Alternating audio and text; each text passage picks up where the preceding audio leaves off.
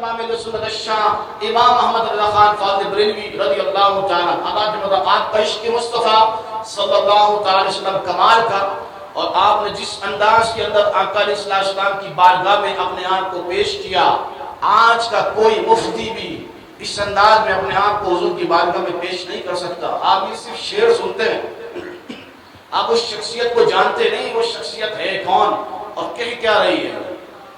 کوئی کیوں پوچھے تیری بات رضا، جب پردے نہ ہٹے نا تو کہا کوئی کیوں پوچھے تیری بات رضا۔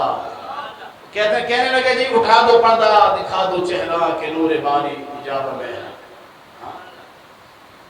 کہنے لگے پیش نظر وہ نو بہار، سجدے کو دل ہے بے قرار، روکیے سر کو روکیے ہاں یہی تو ہے امتحان۔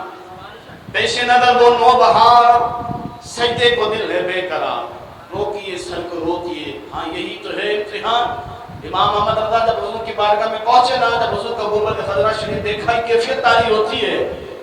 بندہ اپنے آپ پر مچھلتا ہے، حضور کی اگر عظمت معلوم ہو نا اور حضور کی شان معلوم ہو، جاتے تو سارے یار کوئی اس انداز میں سلوٹ مار رہو، مقام مصطفیٰ نہیں معلوم تو اسی انداز میں اچھل کود کر رہے ہو، اور جن کو مقام مصطفیٰ کا اندازہ ہو نا والنجم اذا ہوا، جن کو معلوم ہو نا کہ یہ وہ محمد عربی ہیں جسے رب نے عرش پر بلایا، جسے معلوم ہو نا کہ یہ وہ نبی ہے جس قلب پر اللہ نے قرآن نازل فرمایا، یہ وہ نبی ہے جس کے بارے میں اللہ نے فرمایا وَلَسَوْفَ يُعْطِيكَ رَبُّكَ فَتَرْضَىٰ، محبوب کریم تمہیں رب اتنا دے گا کہ تم رب سے راضی ہو جاؤ گے۔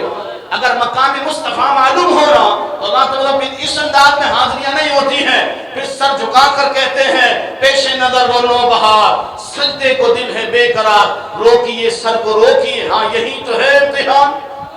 پھر اس انداز میں حاضری ہوتی ہے۔ حاضری کے بھی طریقہ کار ہوتے ہیں۔